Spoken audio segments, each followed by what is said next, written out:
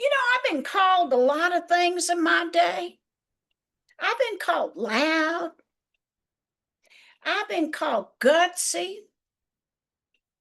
I've been called, man, I've even been called friendly. But I nearly fell out the car when my buddy Peg called me an anthropologist. You see, I didn't know that I had learned more than the average person hanging out with people I didn't know. Well, now it all started when I got woke.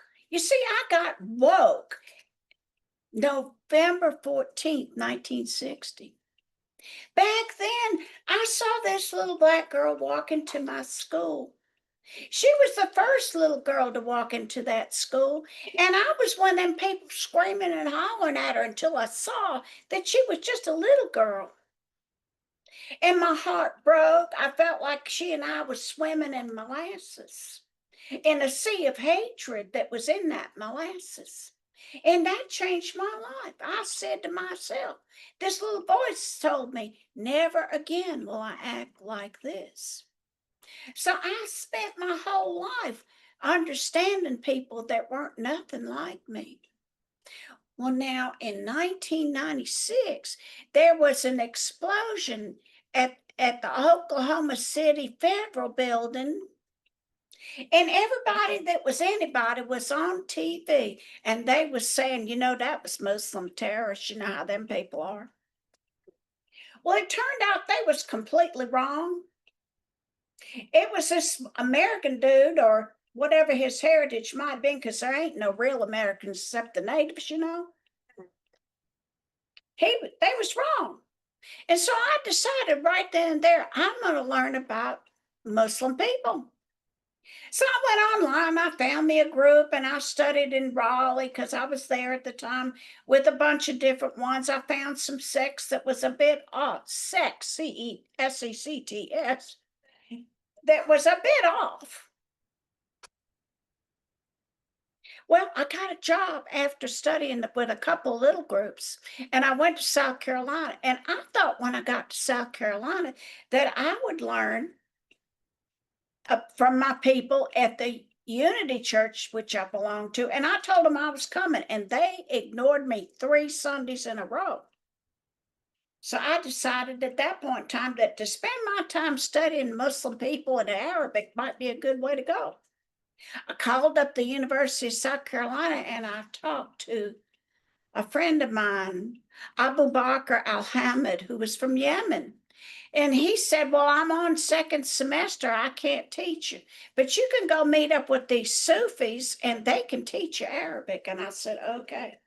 So I went out and I got me a scarf. He told me I had to wear one and some long sleeves and all like that. And I commenced to sitting with the Sufis and learning all the different names of Allah.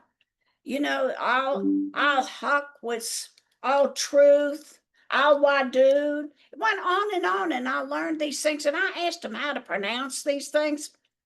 I learned all the prayers. At least I learned the first one that is repeated 5 times a day. It's called Al Fatiha. And the very first part of it is Bismillah ir-Rahman ir-Rahim.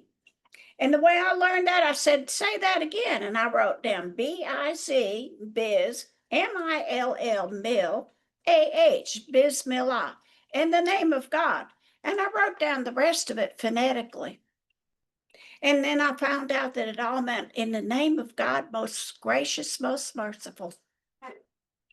Well, I spent a lot of years in South Carolina hanging out with these Sufis, and I found out a bunch of stuff about Islamic people. From all over the world they come, and their clothing is different depending on where they come from. I mean, the women from Bali, they had these nifty little white things that they just throw over top of them, and then off to prayer they go.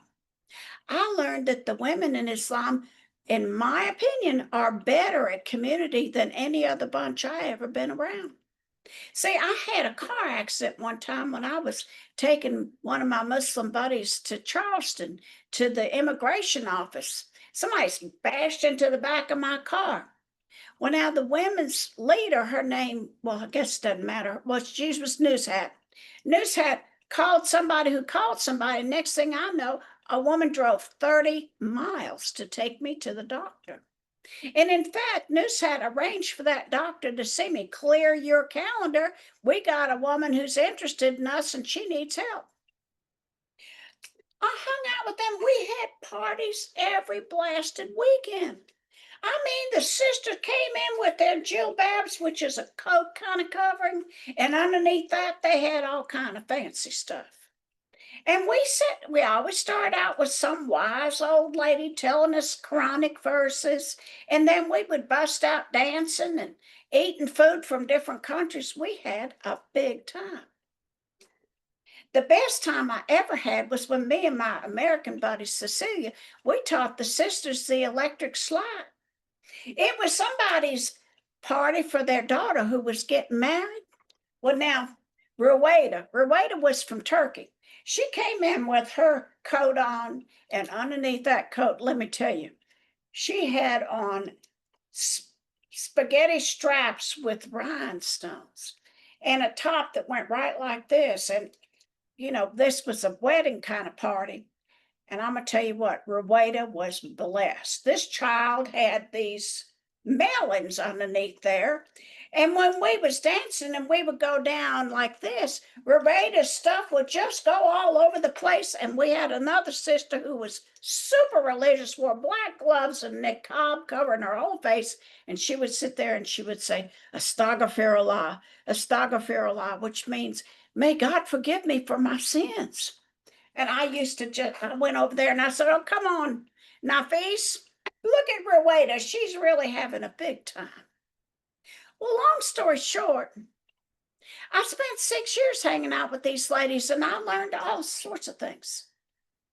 I am not an authority, nor do I have any kind of college degree on the subject. But I tell you one thing, there ain't a whole lot of prejudice going on that I cannot refute to this very day. Those people are just like us. They are not those people. There are no those people on planet Earth. We're all those people. I'm a little bit different. You're a little bit different. We're all a little bit different. So while I didn't start out to become an anthropologist, I found out forthwith if you hang out with people that ain't like you long enough, you might just be called an anthropologist too.